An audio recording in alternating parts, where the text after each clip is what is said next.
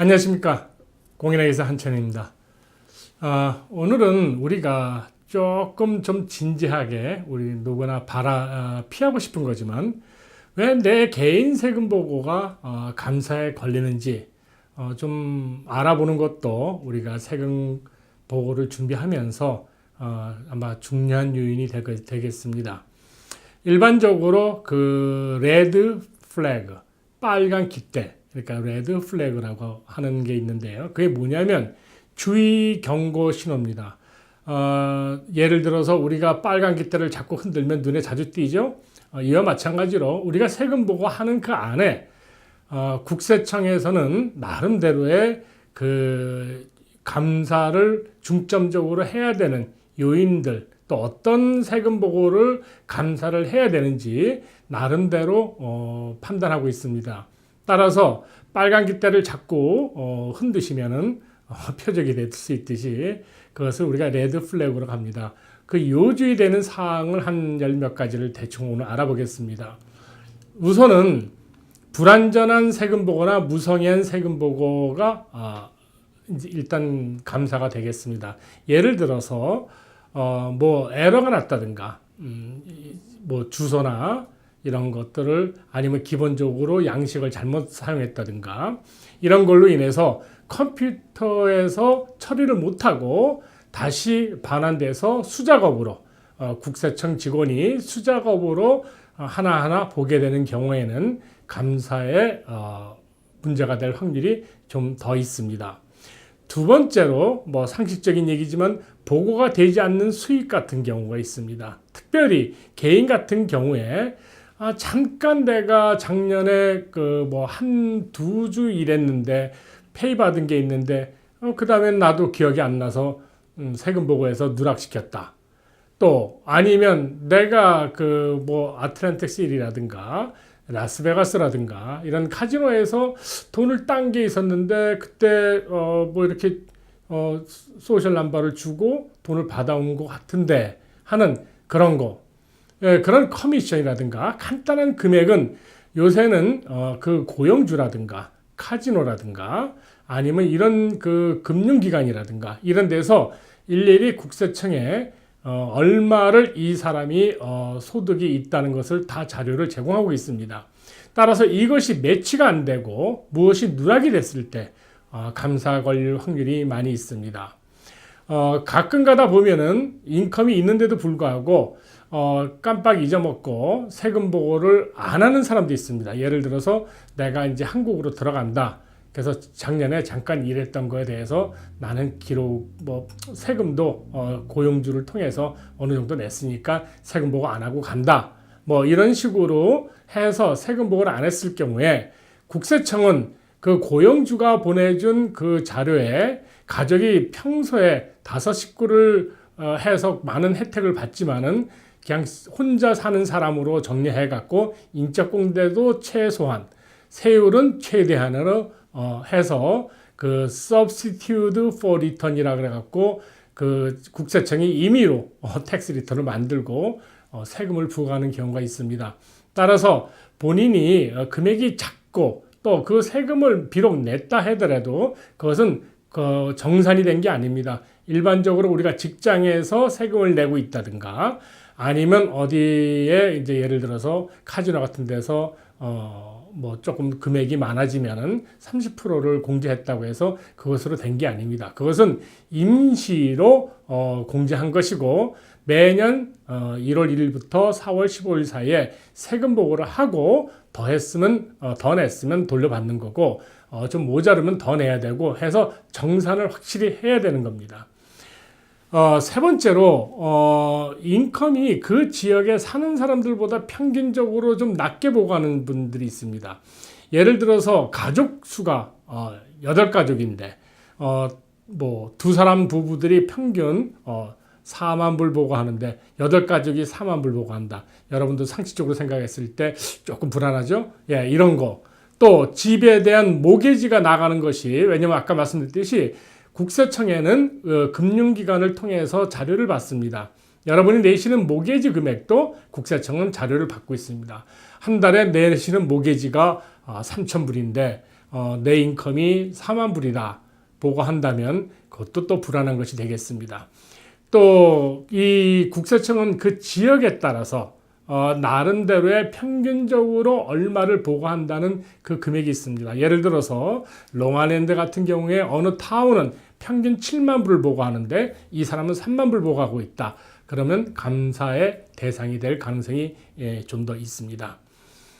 그 다음에 네 번째로는 고소득자는 일반 소득자보다 조금 더 감사를 걸릴 확률이 많습니다. 이유는 고소득자들은 예를 들어서 1,000불을 공제를 하더라도 세율이 높기 때문에 일반 사람들보다 세금 차이가 많이 납니다. 따라서 고소득자라는 것은 평균적으로 20만 불 이상, 지금 뭐 또 금액이 한 30만 불 이상이라고는 하는데요. 일단 20만 불 이상은 고소득자로 해서 평균적으로 그 이하에 있는 인컴 있는 분들보다는 세금에 감사 걸릴 확률이 퍼센트가 조금 더 있습니다.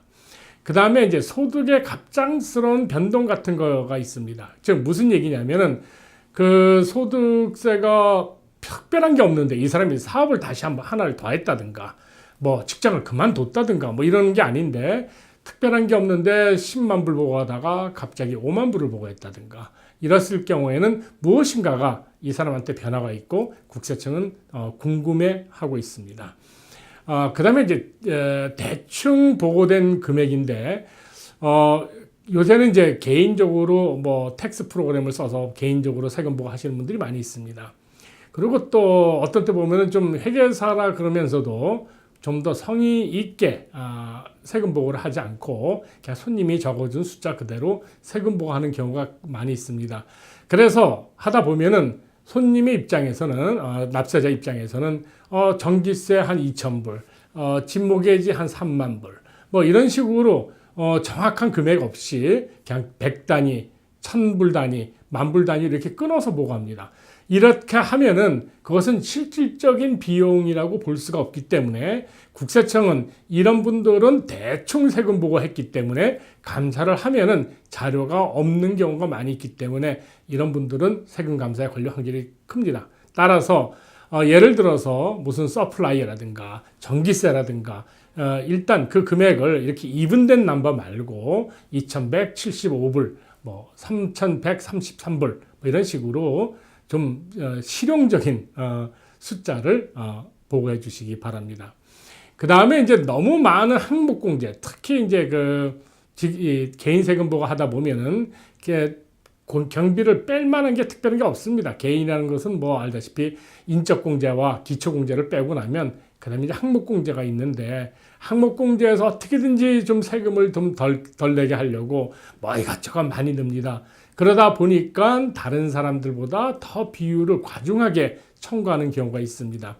예를 들어서 헌금 같은 경우에 평균 3% 4%가 헌금인데 나는 뭐 내 인컴은 100% 보고 하지는 않으면서도 헌금은 100% 공제를 받으려고 하다 보면은 무엇인가가 인컴하고 내 소득하고 맞지 않은 경우가 나올 때가 있습니다. 따라서 이렇게 항목 공제하거나 공제할 때 좀 더 세심한 배려가 필요합니다. 그 다음에 이제 캐시 비즈니스를 하는 경우에 감사 관련 확률이 많이 있습니다. 캐시 비즈니스라는 것은 이제 업종에 따라 틀리는데 특별히 뭐 라운드리맷이라든가 아니면 레스토랑 오너, 왜냐면 팁이 많이 있기 때문에 벤딩 머신 사업 한다든가 이런 경우에는 캐시를 많이 하고 있기 때문에 실질적으로 탈세할 가능성이 많다고 보는 업종이 되겠습니다. 따라서 이런 경우에는 여러분들께서 충분히 매상 장부라든가 기타 장부를 잘 정리해 두셔야 되겠습니다. 그 다음에 손실을 계속 마이너스로 보고하는 경우가 있습니다. 즉 무슨 얘기냐면은 나는 이제 직장 생활을 하고 있는데 한 연봉이 7만 불 되는데 내가 따로 내 사무실에서 내 집에서 조그맣게 컴퓨터 놓고 간단한 부업을 뭐 하고 있다. 근데 그렇게 해서 계속 그냥 이것저것 경비 빼고 나니까 손해보고 있다. 그러면 국세청에서는 이 경비가 손실이 계속 날 경우에 이것을 사업으로 보지 않고 정식 사업이면 손실을 볼 수도 있습니다. 인정을 합니다.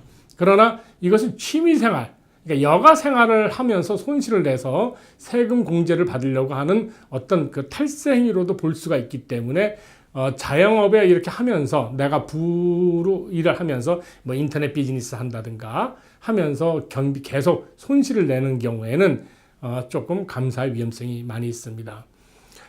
그 다음에 이제 우리가 그 자영업 하는 경우에 이제 그 뭐 주식회사나 뭐 이런 거 말고 개인 명의로 사업하는 경우에 개인 인컴 텍스하고 바로 같이 세금 부과하기 때문에 조금 더 감사 관리 확률이 많다고 보면 되겠습니다.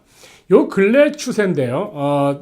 그러니까 머니 라운드리 때문에 그 현금을 은행에서 만불 인출을 안 하더라도 계속 정기적으로 3,000불, 4,000불 이렇게 인출을 하게 되면은 은행에서 신고하는 경우도 있습니다. 이럴 때는 인베스티게이션, 감사라기보다는 돈 세탁이나 탈세의 어떤 조사를 나오는 경우가 있기 때문에 캐시로 돈을 인출하는 경우에는 좀 더 세심한 주의가 필요합니다. 그 외에 국세청이 제일 좋아하는 것이 일반적으로 장부나 기록을 유지 못하는 항목들이 있습니다. 앞에서도 말씀드렸지만 자동차 경비라든가 그 자동차 일지가 있어야 되죠. 아니면 여행 경비라든가 출장비라든가 아니면 그 접대비라든가 이런 것들은 참 증명하기가 힘듭니다. 그래서 이런 것들이 많이 있을 경우에는 국세청에서는 감사를 하면은 국세청이 이길 확률이 많이 있기 때문에 이런 경비를 공제를 하고자 하면은 여러분들께서는 좀 더 철저한 영수증과 장부를 확보해 주시기 바랍니다. 자, 오늘은 여기까지만 하도록 하겠습니다. 감사합니다.